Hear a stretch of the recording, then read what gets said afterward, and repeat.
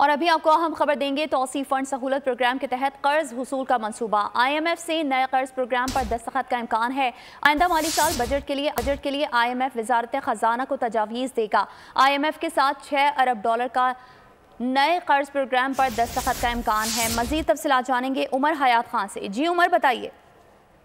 جی بالکل، جو stand by arrangement معاہدہ ہے یہ 3 اپریل کو ختم ہو جائے گا، اور اس کے بعد جو ہے وہ پاکستان کو IMF سے ایک نیا معاہدہ کرنا پڑے گا جو توسیع فنڈ سہولت پروگرام ہوگا، اور جس کے تحت $6 ارب تک کا نیا قرض ملنے کا امکان ہے۔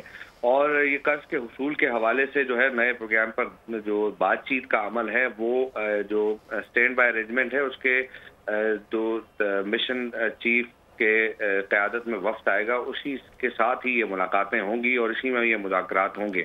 اور اس کے ساتھ ساتھ قرض پروگرام سے قبل جو ہے وہ IMF کو تمام شرائط پر جو ہے وہ یقین دہانی کرائی جائے گی، اور اس کے ساتھ ساتھ پروگرام کے تحت بجلی، گیس مہنگی اور سبسڈیز پر جو ہے وہ مزید کٹوتی جو ہے وہ کی جائے گی، اور قرض پروگرام جو موجودہ اسٹینڈ بائی ارینجمنٹ معاہدہ ہے اس سے زیادہ مشکل شرائط پر مبنی ہوگا۔ جی ٹھیک ہے عمر حیات، آپ کا بہت شکریہ۔